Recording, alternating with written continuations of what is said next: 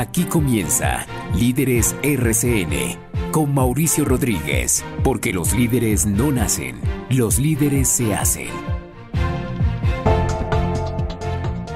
Líderes RCN, cumple tu sueño de ser profesional con Única FAM. Muy buenas noches, amigos oyentes, bienvenidos a Líderes RCN. Este es un espacio para aprender de liderazgo a través del ejemplo de personas que se destacan en diversos ámbitos de la vida nacional. Les recuerdo por favor enviarme sus preguntas, comentarios y sugerencias al correo líderesrcnradio@gmail.com o a través de un mensaje al celular 318-889-6192. El líder del día. Como todos los días antes de pasar a la entrevista, seleccionamos a un líder que se haya distinguido recientemente por algún logro o aporte especial. Hoy hemos escogido a Álvaro Restrepo, fundador y director del Colegio del Cuerpo, la famosa escuela de danza contemporánea ubicada en Cartagena. Y lo hemos escogido por su nueva obra, Sacrificio, sí, con X, Sacrificio, que se presenta en estos días en el Teatro Santo Domingo. Es un bello homenaje al proceso de paz de Colombia. Líderes RCN. Muy bien, pasemos ahora a la entrevista del día. Hoy tenemos una invitada muy interesante. Se trata de Laura Andrea Garzón Garavito. Laura es literata y maestra en arte de la Universidad de los Andes y fue ganadora del premio de la Casa de Poesía Silva, ocupando el primer lugar con el poema titulado Wind from the Sea 1947. Bienvenida, Laura, a Líderes RCN. Muchas gracias por aceptar nuestra invitación. Gracias a ustedes. Buenas noches. Laura, por favor, ¿podrías compartir con nuestros oyentes tu poema ganador? Claro, con mucho gusto. Wind from the Sea 1947. El aire huele a sal, pero el mar está lejos. ¿Qué es el agua que se alcanza a ver después del prado? Nada, solo aire.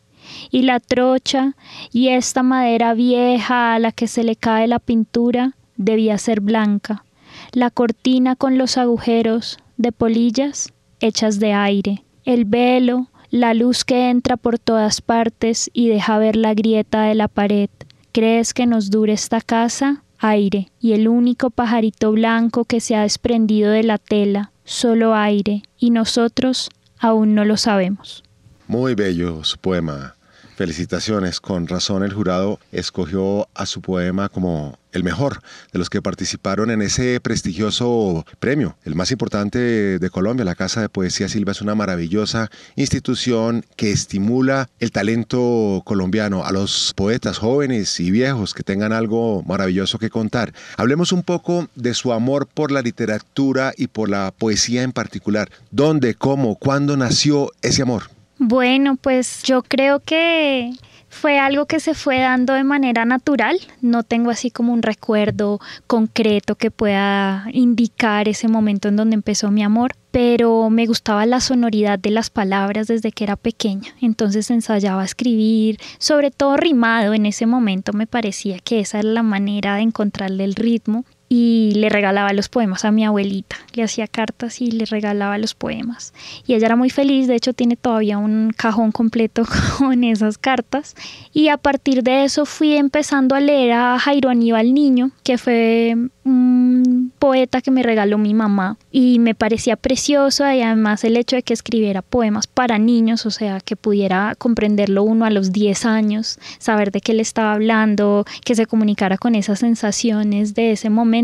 Para mí fue muy grande y tuve la oportunidad de conocerlo en una feria del libro y me sentí muy conectada con esa sensibilidad y escribí un tiempo poemas así como emulando su estilo. Yo creo que eso lo hace uno mucho como escritor, comienza a buscar voces que de alguna manera se parezcan a lo que uno quiere ser y eventualmente consigue tener una voz propia. Pero es un proceso larguísimo, ¿no? Yo pasé de escribir, me acuerdo un poema que hice en ese momento que decía: tal vez algún día tú en las librerías mi libro encontrarás y de mí te acordarás cuando en la niñez un poema te dediqué. te fuiste sin hablar, pero sé que tu corazón se puso a bailar.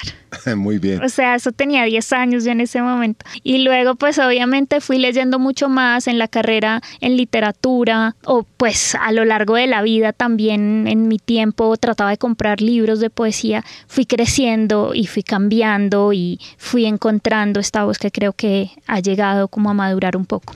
Laura, pero en su casa sus padres eran buenos lectores, tenían una buena biblioteca o iban a las bibliotecas públicas cercanas. ¿Cómo es ese contacto inicial con los libros, con el maravilloso y mágico mundo de los libros? Bueno, sí, mi mamá, yo me crié con mi mamá. Mi mamá es una gran lectora. El primer regalo que me dio, yo no tengo recuerdo de esto me lo contó mi abuela también, que cuando yo cumplí 1 año, mi mamá me regaló un libro, como un libro para niños, pero mi abuela se puso bravísima porque la textura de un libro en ese momento no era como hoy en día, que es de plástico y el niño se lo puede meter a la boca y todo, sino que era un libro de papel y ella estaba preocupada de que yo me fuera a cortar o de que yo me fuera a lastimar con el libro y decía que eso no era práctico, que un niño de 1 año, ¿cómo iba a coger eso? Y mi mamá era muy poco práctica. Pero por fortuna, sí, no, yo creo que me dio muchas cosas que tal vez en principio no eran para esa etapa, pero poco a poco yo las fui guardando y fui llegando a ellas. Mi mamá siempre me leía o me contaba historias por la noche. ¡Qué bien! Me llevaba mucho a la biblioteca Virgilio Barco, nos encantaba ese espacio. Maravillosa. Es bellísimo porque además uno tiene la oportunidad de leer en un lugar con mucha tranquilidad. Obra maestra del gran arquitecto Rogelio Salmona. Sí, yo aprecio mucho su arquitectura, me gusta mucho la manera en que uno se siente acogido en ella. Íbamos mucho allá, además había actividades culturales, entonces íbamos a talleres, íbamos a teatro, estábamos siempre en contacto con la cultura, íbamos muchísimo a cine. Yo creo que el cine siempre ha sido algo que me ha interesado dentro de la estructura narrativa. Yo no solo hago poesía, pero siento que también hay unas películas que tienen un carácter muy poético y es entrenar la mirada para poder atrapar ciertas sensaciones, y yo creo que eso no solamente está en la literatura, pero sí está. Desarrollar la sensibilidad, la capacidad de asombrarse, de maravillarse ante tantas cosas que suceden en el mundo y que a veces uno no es consciente. Si deliberadamente no hace el esfuerzo por sintonizarse, por ejemplo, con la belleza, es fácil pasar por la vida sin pena ni gloria, cuando realmente estamos rodeados de cosas mágicas, de momentos extraordinarios. Sí, yo también lo creo. Y mi mamá fue una persona que en ese sentido fue muy sensible. Mi mamá también escribía sus poemas, yo después los descubrí en una agenda, y era una persona que llamaba mucho la atención sobre ese asunto de la magia en la cotidianidad. Le gustaba mucho pensar, ya dicen que somos polvo de estrellas, por ejemplo. ¿Cierto? Entonces es como una conexión con algo que es más grande que nosotros. Somos polvo de estrellas que piensa sobre las estrellas. Esa es una bella frase de la esposa de Carl Sagan, uno de los grandes astrónomos. Y literalmente sabe usted que sí somos polvo de estrellas, o sea, físicamente somos material hecho de polvo de estrellas. Pero la diferencia con el resto del universo es que nosotros tenemos la capacidad de reflexionar sobre las estrellas, que es algo, como dice su madre, mágico. Sí, yo también lo creo. Me parece precioso que tengamos la oportunidad de mirarnos a nosotros y a todo lo que nos rodea, como esa conciencia que espero yo que nos haga ser mejores siempre, porque a veces esa situación de creernos superiores frente a otros seres y sentir que somos dueños del mundo nos hace en realidad inferiores, nos hace estar en un lugar en donde hacemos daño en lugar de hacer bien. En cambio, creo que esa posibilidad de reconocerse y reconocerse también en el otro, tener una compasión, tener una cercanía con esos otros seres, llámense como se llamen, le permite a uno maravillarse en todo lo que ellos son. Entonces, para mí es maravilloso, es fantástico poder estar en un espacio y ver a un animal y poder estar horas solamente suspendido en su acto de, no sé, lamerse una pata, por ejemplo, con mi gato. Yo puedo quedarme mirándolo muchísimo tiempo. Él no es consciente de la belleza que está en él. Él no lo sabe, pero yo tengo la fortuna de poder saberlo, de poder darme cuenta que estoy observando una criatura majestuosa, que es una criatura chiquitica que habita en mi casa y pareciera una cosa de todos los días, pero está ahí, y su manera de andar y su manera de existir para mí cambia por completo el ritmo de mi día. ¿Cuáles son los temas más recurrentes en su poesía? ¿La naturaleza, el amor, el miedo, la espiritualidad o de todo un poco? Pues yo creo que la poesía siempre está llena de todo un poco. Pero a mí me interesa sobre todo la cotidianidad, me interesan los espacios domésticos, me interesa esa vida interior, el jardín, la cocina, el cuarto. Eso siento que viene mucho de mi abuela. Mi abuela es una persona que en sí misma es un hogar. Y para mí es una exploración de qué significa el hogar y qué significa ser uno mismo ese hogar, o a veces no poder serlo. Entonces también hay una pregunta sobre el arraigo y el desarraigo, sobre el poder habitar, y creo yo que son esas naturalezas mínimas las que me interesan. Obviamente yo estoy atenta a muchos otros sucesos y a veces cuando algo me llama la atención, de todas maneras trato de consignarlo en mi escritura. Últimamente he estado trabajando mucho sobre obras de arte. De hecho, este poema que ganó el concurso de la Casa de Poesía Silva está basado en un cuadro de Andrew Wyeth. El cuadro tiene mucho que ver con esa intimidad, pero he estado tratando de explorar otras obras que también tienen otras relaciones. Entonces son obras que comunican unos paisajes distintos, que a veces son abstractas, y ha representado un reto para mí aproximarme a algo que no es exactamente lo que yo trato de comunicar normalmente. Estamos con Laura Andrea Garzón Garavito, literata y maestra en arte de la Universidad de los Andes. Hacemos una pausa en Líderes RCN y ya volvemos. Líderes RCN. Dirige Mauricio Rodríguez. Continuamos en Líderes RCN. Regresamos a nuestra entrevista del día con la ganadora del premio de la Casa de Poesía Silva, Laura Andrea Garzón Garavito. Laura, explíquenos por favor cómo es su proceso creativo. Uy, difícil esa pregunta. Bueno, yo normalmente escojo sobre qué quiero trabajar durante un tiempo, entonces voy pensando, voy en el bus y me interesa una persona, por ejemplo, me llama la atención, pienso cómo será la vida de esta persona, o una escena, o estoy viendo un cuadro y me llama la atención este cuadro, o estoy en una película y me interesa una sensación que me produce. Normalmente trato de llevar una libreta como chiquita en el bolsillo, a veces fallo y me toca pedir un papel ahí como, señor, tiene un esferito en el espacio en donde esté. Normalmente los meseros son muy amables y siempre me dejan escribir detrás de los recibos, entonces yo anoto como una idea, a veces frase. Sí, a veces se me ocurren un par de frases de entrada y con eso arranco a trabajar y me siento. Primero lo hago todo a mano, soy una persona muy vieja escuela, entonces tengo ya una libreta más grande en donde paso mis apuntes y comienzo a escribir y ahí tacho, corrijo, trato de ver mucho la sonoridad del poema que estoy tratando de lograr. Eso me lo enseñó Piedad Bonet, que fue mi maestra en literatura. Gran poeta, gran persona. Increíble, yo tengo mucho aprecio por ella. Si ella me escucha alguna vez, no tengo sino agradecimiento por todo lo que me enseñó, y ella fue la que me educó en escuchar en la poesía a veces esos sonidos que están ocultos, porque yo escribía muy hacia el tema. Entonces ella me decía, sí, es muy interesante lo que quieres decir, pero esto no tiene ritmo, o sea, tú te estás inventando el ritmo cuando lo lees, trata de escuchar cómo tu lector sentiría este poema. Y entonces ahora eso es una preocupación que yo tengo siempre presente. Y lo leo, lo releo, luego trato de dejarlo reposar un tiempo y luego vuelvo y ahí sí lo paso al computador. Entonces, ¿y algunos los descarta? Claro, no. Semanas más tarde dicen, no, ¿qué es esto tan, digamos, fallido, tan que no refleja mi sentir, mi parecer, etcétera?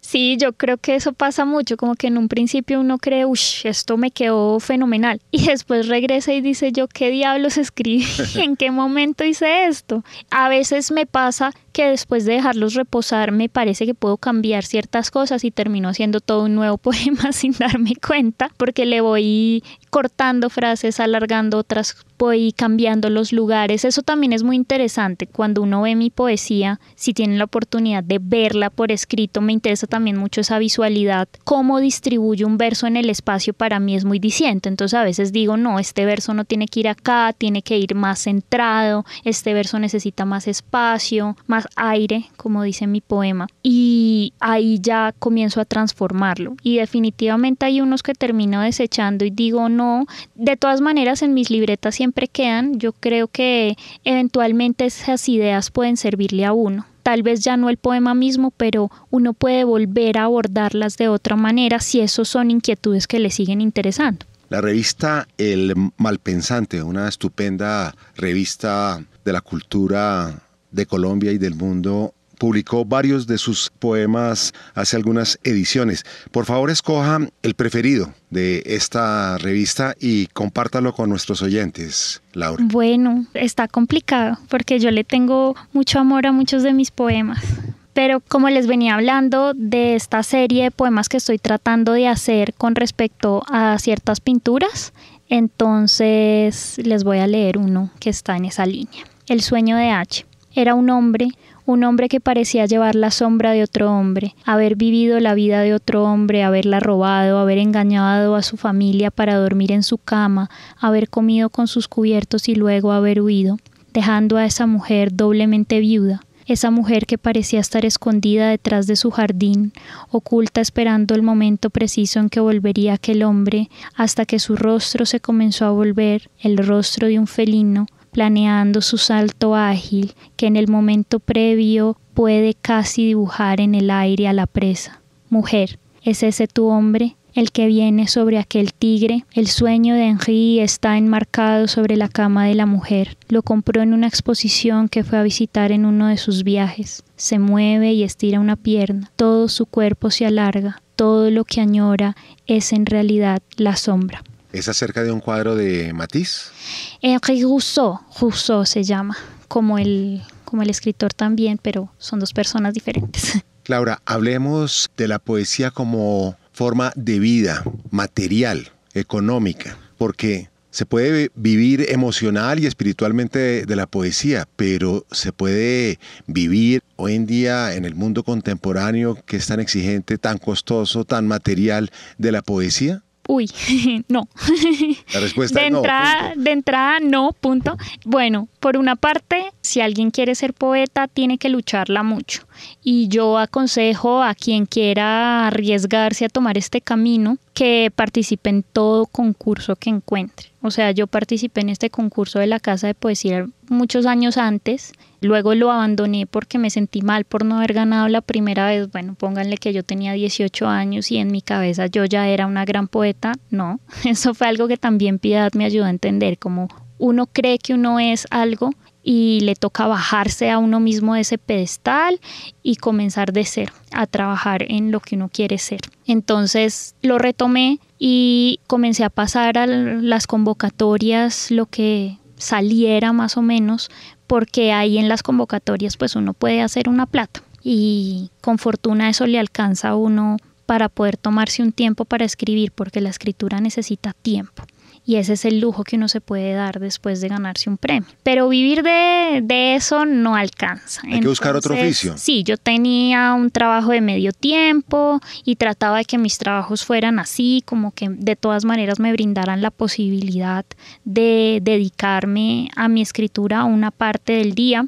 Entonces estuve trabajando hasta hace muy poco en un museo. Y además eso nutría muchísimo lo que estaba tratando de hacer. Claro, si estoy... ideal.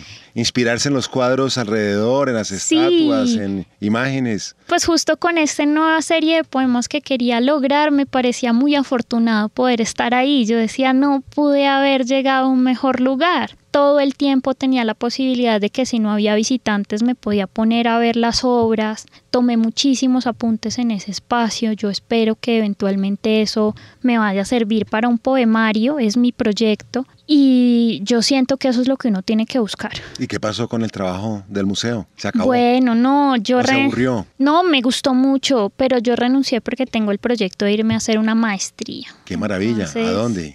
A la Universidad de Iowa, una maestría en escrituras creativas. ¿Es famosa esa universidad? Sí, es una... He escuchado a varios jóvenes que han pasado por esa universidad. Yo no la tenía en mente cuando pensaba en formación de escritores y poetas en particular, pero creo que tiene un programa muy prestigioso desde hace rato, ¿no? Sí, es una de las 3 universidades en los Estados Unidos que ofrece el programa en español y es una, pues en mi opinión, muy buena universidad. El semestre entrante va a dar clase de narrativa Halfon, no sé si lo conocen algunos de los que estén escuchando, es un escritor muy bueno. También salió en un compendio del Malpensante que se llama Padres en el Fondo. Y pues es un privilegio poder trabajar. Ese libro, y aquí precisamente comentamos algunos de los escritos de ese libro, unas reflexiones, ensayos sobre lo que significa ser padre. Sí, para mí fue muy bello. A mí me lo regaló una amiga poeta que se llama Fátima Vélez, que también publicó en ese compendio. Sobre su famoso padre Simón Sobre Vélez. Su famoso padre Simón Vélez. El arquitecto sí, es todo de la Guadua. un personaje. Bueno, eso es otra cuestión que también recomiendo mucho. Rodéense de personas que siempre les ayuden a reflexionar sobre su labor, sobre ustedes mismos, que les permitan crecer. Entonces sí, una cuestión muy importante es la plata, pero para vivir de la poesía uno tiene que ser devoto de su labor, creo yo.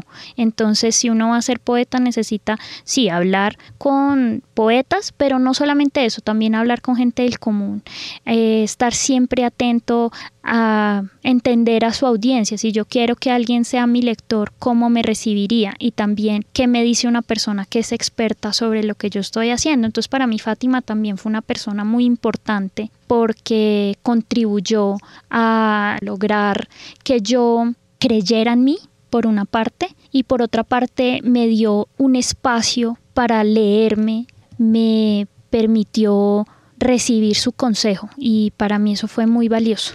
Pues muchas gracias, Laura Andrea Garzón. Muchas gracias por compartir sus ideas y sobre todo sus poemas con los oyentes de Líderes RCN. Muchas felicitaciones por su premio Casa de Poesía Silva y suerte, éxitos en sus estudios y esperamos seguir leyéndola muchas veces en el futuro. Ay, así sea. Espero que tengan la oportunidad de encontrar un libro mío en las librerías. Ese es mi sueño, poder hacer eso y poder llevarle uno a mi abuelita. Yo sé que he dicho mucho esto de mi abuela, pero para mí esta es la persona que también me ha permitido ser lo que soy hoy en día y mi sueño es decirle: aquí está, esta es mi retribución por todo lo que usted ha hecho por mí. Felicitaciones a su abuela, felicitaciones a su madre porque le inculcaron ese amor por la literatura, por la poesía, porque han servido de inspiración y de ejemplo para su vida como poeta. Muchísimas gracias. Ahora un consejo de liderazgo, porque tu sueño de ser profesional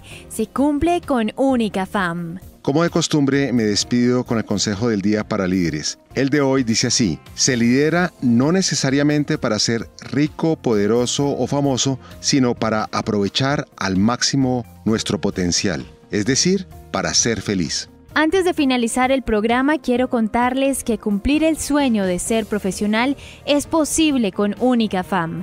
Calidad académica, prácticas desde los primeros semestres, becas, convenios nacionales e internacionales y mucho más.